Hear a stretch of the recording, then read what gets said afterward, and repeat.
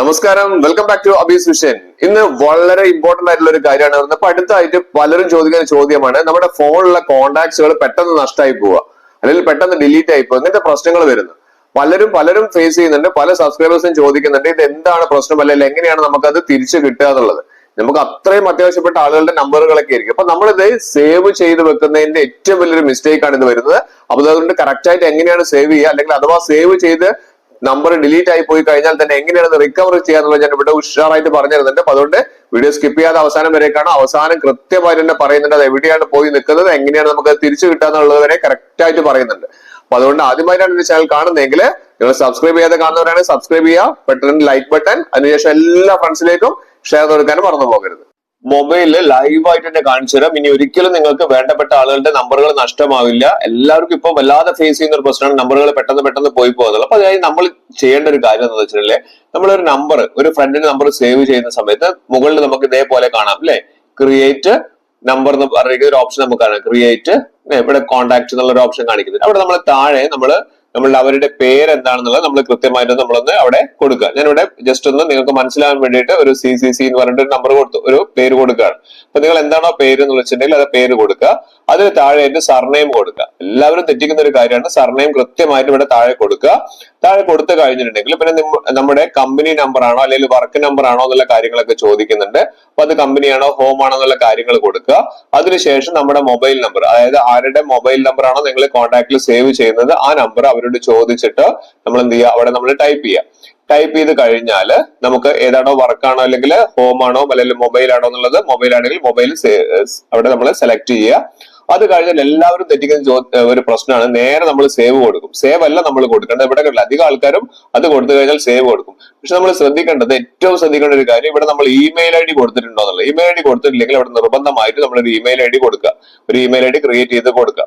അല്ലെങ്കിൽ already create ചെയ്ത ആൾക്കാരാണെങ്കിൽ അവിടുന്ന് ക്ലിക്ക് ചെയ്ത് കഴിഞ്ഞാൽ നിങ്ങൾക്ക് 4-5 ഇമെയിൽ ID കൾ ഉണ്ട്, അല്ലെങ്കിൽ ഇവിടെ കാണിക്കും. അതിൽ ഏതാണോ നിങ്ങൾക്ക് കോൺടാക്ട് സേവ് ചെയ്യേണ്ടത് അതിലൊന്ന് ക്ലിക്ക് ചെയ്യാം.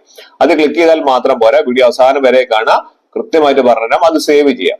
ഇനി സേവ് ചെയ്ത് കഴിഞ്ഞാൽ ഇനി അഥവാ ഈ സേവ് ചെയ്ത നമ്പറുകളൊക്കെ എവിടെയാണ് പോയി നിൽക്കുക എന്നുള്ളത് ഞാൻ കാണിച്ചു തരാം. അതുകൊണ്ട് ഈ ഒരു പ്രശ്നം വന്നാൽ നിങ്ങൾക്ക് ഇനി ഒരു പ്രശ്നം ഉണ്ടാവില്ല.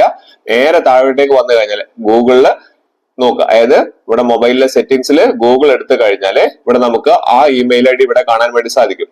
അഥവാ ഇമെയിൽ ID കാണുന്നില്ലെങ്കിൽ ഒന്ന് ജസ്റ്റ് ഒന്ന് ക്ലിക്ക് ചെയ്താൽ മതി, എല്ലാ ഇമെയിൽ ID വരും. ഇവിടെ നമുക്ക് മാനേജ് ഗൂഗിൾ അക്കൗണ്ട്സ് പറയുന്ന ഓപ്ഷൻ കാണാൻ സാധിക്കും. അത് ക്ലിക്ക് ചെയ്യാം.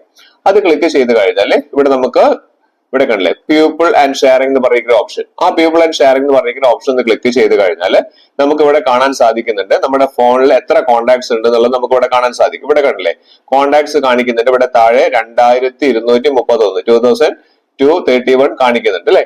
ജസ്റ്റ് അതിലൊന്ന് ക്ലിക്ക് ചെയ്യാം.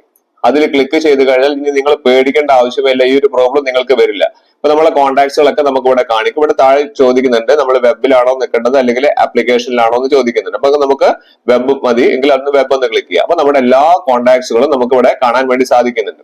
ഇനി അറിയാതെ നിങ്ങൾ ഒരു നമ്പർ ഡിലീറ്റ് ആയി പോയി, നിങ്ങൾക്ക് അത്രയും വേണ്ടവരുടെ ഡിലീറ്റ് ആയി പോയെങ്കിൽ ഇവിടെ നമുക്ക് കണ്ടില്ല ഏറ്റവും ടോപ്പിലായിട്ട് ഒരു 3 ലൈൻസ് കാണിക്കുന്നില്ലേ, ആ 3 ലൈൻസിൽ ഒന്ന് ക്ലിക്ക് ചെയ്താൽ മതി. അവിടെ ക്ലിക്ക് ചെയ്ത് കഴിഞ്ഞാൽ നിങ്ങൾക്ക് ക്ലിയർ ആയിട്ട് കാണാം ഏറ്റവും താഴെ ബിൻ എന്ന് പറയുന്ന ഒരു ഓപ്ഷൻ കാണാൻ സാധിക്കും. ബിൻ, ആ ബിന്നിൽ ഒന്ന് ക്ലിക്ക് ചെയ്ത് കഴിഞ്ഞാൽ നിങ്ങൾ അറിയാതെ ഡിലീറ്റ് ചെയ്ത് പോയ ഫോണിൽ നിന്ന് നഷ്ടപ്പെട്ടു പോയ ആ നമ്പർ ജസ്റ്റ് അവിടെ നിന്ന് ക്ലിക്ക് ചെയ്യേണ്ട താമസമേ ഉണ്ടാവുള്ളൂ. നമുക്ക് ഇവിടെ കാണാൻ വേണ്ടി സാധിക്കും. കണ്ടില്ലേ, എന്റെ കയ്യിൽ നിന്ന് നമ്പർ ഡിലീറ്റ് ആയ ഒരു നമ്പറാണ് ഇവിടെ കാണിക്കുന്നത്. ആ നമ്പർ ഇനി തിരിച്ചു കിട്ടണമെങ്കിൽ എന്താ ചെയ്യേണ്ടത്, ജസ്റ്റ് അതിന്റെ മുകളിൽ ഒന്ന് ക്ലിക്ക് ചെയ്താൽ മതി. ക്ലിക്ക് ചെയ്തിട്ടുണ്ടെങ്കിൽ നമുക്ക് മുഴുവനായിട്ട് ഡിലീറ്റ് ചെയ്ത് ഒഴിവാക്കണമെങ്കിൽ ഡിലീറ്റ് ഫോർ അവർ കൊടുക്കാം. അല്ലെങ്കിൽ അതിന്റെ തൊട്ടടുത്ത് കാണുന്ന റിക്കവർ എന്ന് പറഞ്ഞ നമ്പർ ഓപ്ഷൻ ക്ലിക്ക് ചെയ്താൽ നേരെ നമ്മുടെ കോൺടാക്ട്സിലേക്ക് തിരിച്ചു വരും. പക്ഷെ നമ്മൾ മനസ്സിലാക്കേണ്ടത് 30 ദിവസമാണ് നമുക്ക് ഈ ബിന്നില് ഈ പറഞ്ഞിരിക്കുന്ന കോൺടാക്ട് ഉണ്ടാവുക. അതിനു മുൻപ് നമ്മൾ റിക്കവർ ചെയ്തെടുക്കണം. അതുകൊണ്ട് എല്ലാവരും ഇനി ഇതുപോലെ ചെയ്തു വെക്കാൻ മറക്കരുത്.